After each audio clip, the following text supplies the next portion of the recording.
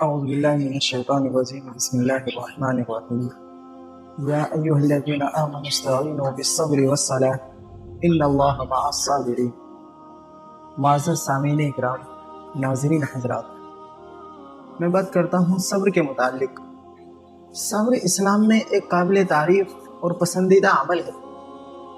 قرآن کریم کے اندر اللہ رب العزت نے تقریباً 70 سے زائد مرتبہ صبر کا ذکر فرمایا ہے اور ایمان والوں کو مخاطب کر کے فرمایا کہ تم صبر اور نماز کے ذریعے اللہ سے مدد مانگا کرو، اور فرمایا ہے کہ اللہ تعالیٰ صبر کرنے والوں کے ساتھ ہے. یا ایھا الذین آمنوا استعینوا بالصبر والصلاة ان اللہ مع الصابرین، کہ اے ایمان والو تم صبر اور نماز کے ذریعے اللہ رب العزت سے مدد طلب کرو، اس لیے کہ اللہ صبر کرنے والوں کے ساتھ ہے. لیکن صبر کا مفہوم کیا ہے؟ ہم لوگ صبر سے کیا سمجھتے ہیں؟ میں اصل اس پر گفتگو کرنا چاہتا ہوں.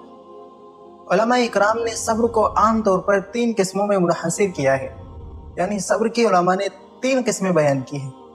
نمبر 1، صبر علی الطاعات، کہ اللہ کے حکم پر جمنا.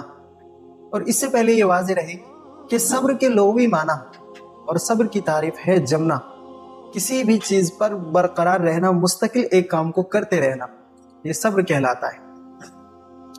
تو صبر کی پہلی قسم صبر علی الطاعہ، اطاعت پر صبر کرنا، یعنی اللہ رب العزت کے دیے ہوئے حکموں کو پورا کرنا. نماز، روزہ، حج، زکوٰۃ اور ایمان، ان سب چیزوں پر جمے رہنا. محض 1-2 مرتبہ ادا کرنا نہیں، بلکہ صبر کے مفہوم میں آتا ہے کہ ہمیشہ ان پر جمے رہنا اور ان کو پابندی سے ادا کرتے رہنا، یہ صبر علی الطاعات ہے. دوسری چیز آتی ہے صبر عن المعصیت، گناہوں سے بچے رہنا اور اس پر جمے رہنا. یعنی کہ جتنی بھی بری چیزیں ہیں، قرآن کریم میں اللہ رب العزت نے جن چیزوں سے ہمیں منع فرمایا ہے، ان سب چیزوں سے بچنا اور اس بچنے پر جمے رہنا، یعنی مستقل ان سے بچتے رہنا، یہ صبر علی المعصیت کہلاتا ہے، صبر عن المعصیت. اور تیسری چیز ہے صبر علی العذا، کہ مصیبتوں پر صبر کرنا. اللہ رب العزت کے احکام کو پورا کرتے وقت، اللہ کے حکموں کی تکمیل کرتے وقت، نماز اور روزے کو ادا کرتے وقت جو بھی انسان پر پریشانیاں آتی ہیں، جو دشواریاں اور جو مشکلات آتی ہیں، ان مشکلات پر صبر کرنا، اور جتنی بھی انسان کو زندگی میں تکالیف اور مشکلات آتی ہیں، ان سب پر یہ یقین رکھنا کہ یقیناً یہ اللہ رب العزت کی جانب سے ہے، اور ان پر بغیر جزا اور فضا کے، بغیر شکوے اور شکایت کے صبر کرتے رہنا اور اللہ سے خیر کی امید رکھنا، یہ صبر علی العذا یعنی پریشانی پر صبر ہے. یہ 3 چیزیں علماء اکرام نے صبر کی لکھی ہیں کہ صبر کا یہ مفہوم ہے. اگر ہم اس مفہوم کو سامنے رکھ کر صبر کرتے ہیں تو صبر کے بے شمار فائدے. سب سے پہلے دنیاوی فائدہ دیکھ لیجیے. صبر کرنے والا انسان ذہنی پریشانی، غصے اور تکلیف اور ٹینشن کے وقت اپنے آپ پر قابو پا لیتا ہے. صبر کا یہ دنیاوی فائدہ ہے. اور صبر کا اخروی فائدہ، اللہ رب العزت نے فرمایا کہ جو لوگ صبر کرتے ہیں وہ اللہ کے ساتھ ہیں، یعنی اللہ ان کے ساتھ ہے، اللہ کی معیت ان لوگوں کو ملے. ان اللہ مع الصابرین، کہ جو صبر کرے گا اللہ ان کے ساتھ ہے. صبر کرنے والوں کے ساتھ اللہ ہوتا ہے.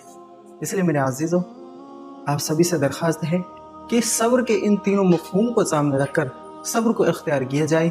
انشاءاللہ اس کا دنیا میں بھی ہمیں فائدہ ہوگا اور آخرت میں بھی اس کا فائدہ ہوگا.